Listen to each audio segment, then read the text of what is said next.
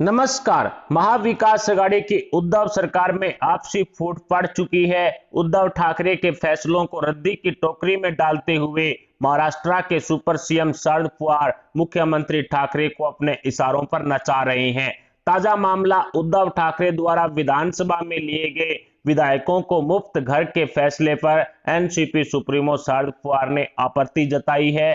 दरअसल उद्धव ठाकरे ने विधानसभा में ऐलान किया था कि महाराष्ट्र के 300 विधायकों को मुफ्त में घर देंगे, लेकिन मुख्यमंत्री के इस फैसले का सुपर सीएम शरद पवार ने विरोध किया है। एनसीपी ही नहीं बल्कि कांग्रेस के विधायकों ने भी मुख्यमंत्री उद्धव ठाकरे के इस फैसले को नकार दिया है और एनसीपी कांग्रेस की तरफ से उद्धव ठाकरे को विधायकों को नहीं बल्कि गरीब जरूरतमंदों को मुफ्त में घर आवंटित करने की सलाह भी दी गई है। कांग्रेस और एनसीपी का विरोध सामने आने के बाद उद्धव ठाकरे सफाई देने में जुटे हुए हैं कि जिन विधायकों का आरक्षित कोटा है उन्हें ही ये घर फ्री में आवंटित किए जाएंगे, ना कि सभी विधायकों को फ्री में घर बांटे जाएंगे। ऐसे में उद्धव ठाकरे के फैसलों का विरोध सामने आने के बाद महाविकास आघाड़ी गठबंधन में आपसी फूट पड़ने की खबरें लगातार आ रही है।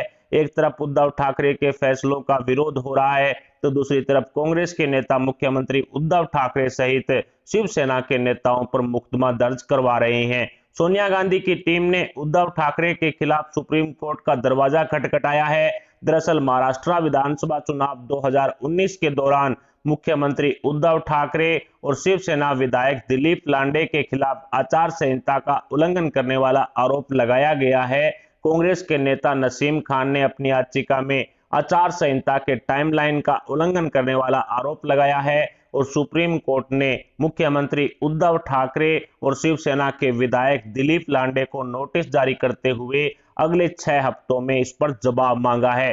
कांग्रेस उम्मीदवार नसीम खान शिवसेना के उम्मीदवार दिलीप लांडे से मात्र 409 वोट से हार गए थे, जिसके बाद मुंबई हाईकोर्ट में कांग्रेस की तरफ से उद्धव ठाकरे और दिलीप लांडे के खिलाफ आचार संहिता का उल्लंघन करने की याचिका दायर की गई थी। अब इसे सुप्रीम कोर्ट में चुनौती दी गई है। इसके साथ ही कांग्रेस नेता वर्षा गायकवाड़ और असलम शेख के खिलाफ भी बीजेपी नेताओं द्वारा एफआईआर दर्ज करवाई गई है। इसमें आरोप लगाया गया है कि कांग्रेस के नेताओं ने बांद्रा के कार्यक्रम के दौरान तलवारें उठाई थी।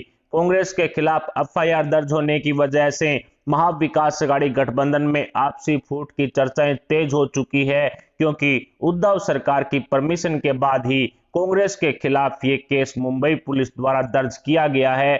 इसके साथ ही एनसीपी के नेता माजिद मेमन और प्रफुल्ल पटेल ने प्रधानमंत्री नरेंद्र मोदी जी की जमकर तारीफ की है, जिससे शिवसेना को मिर्ची लगना तय है। एनसीपी नेता द्वारा कहा गया है कि पीएम मोदी में कोई ना कोई तो ऐसी क्वालिटी है जो जनता को पसंद आ रही है और उसी की वजह से पीएम मोदी हिंदुस्तान ही नहीं बल्कि पूरी दुनिया के सबसे ज्यादा पॉपुलर नेता हैं और विपक्ष मोदी जी की इस गुणवत्ता को बांटने में सफल नहीं हो रहा है। एनसीपी नेता द्वारा पीएम मोदी जी की तारीफ करने के बाद महाराष्ट्र की राजनीति में एनसीपी और बीजेपी के बीच नजदीकियां बढ़ने की चर्चाएं भी तेज हो चुकी है। खुद एनसीपी सुप्रीमो शरद पवार कई बार पीएम मोदी से सीक्रेट मुलाकातें भी कर चुके हैं। ऐसे में साफ देखा जा रहा है कि महाविकास आघाड़ी गठबंधन में कुछ भी ठीक नहीं चल रहा है और मुख्यमंत्री उद्धव ठाकरे के फैसलों को कांग्रेस और एनसीपी द्वारा नकारा जा रहा है, जो शिवसेना की फजियत भी करवाता है और साथ ही शिवसेना के लाचार होने का सबूत भी पेश करता है।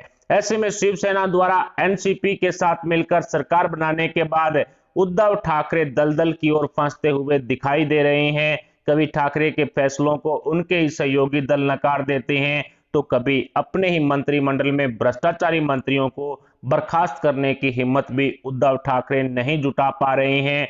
नवाब मलिक के इस्तीफे को लेकर के ये बात साबित भी हो चुकी है, क्योंकि एनसीपी सुप्रीमो शरद पवार ने नवाब मलिक का इस्तीफा लेने से साफ इनकार कर दिया। उसके बाद उद्धव ठाकरे चाहते हुए भी नवाब मलिक का इस्तीफा नहीं ले पा रहे हैं। हालांकि नवाब मलिक के सारे पावर दूसरे मंत्रियों को सौंप दिए गए हैं, इसका पूरा खाका तैयार हो चुका है, लेकिन मंत्रिमंडल में अभी भी नवाब मलिक बने हुए हैं और शिवसेना के उखाड़ दिया वाले पत्रकार संजय राउत ये बात कह भी रहे हैं कि नवाब मलिक उद्धव सरकार के मंत्रिमंडल में थे, मंत्रिमंडल में हैं और आगे भी रहेंगे, चाहे उनको जेल में ही क्यों ना डाल दिया जाए। हालांकि नवाब मलिक जेल में ही है, लेकिन नवाब मलिक के इस्तीफे को लेकर के शिवसेना इतनी लाचार हो चुकी है कि बीएमसी चुनाव 2022 में शिवसेना को इसका पूरा घाटा होगा, लेकिन उसके बावजूद भी नवाब मलिक का इस्तीफा नहीं लिया जा रहा है।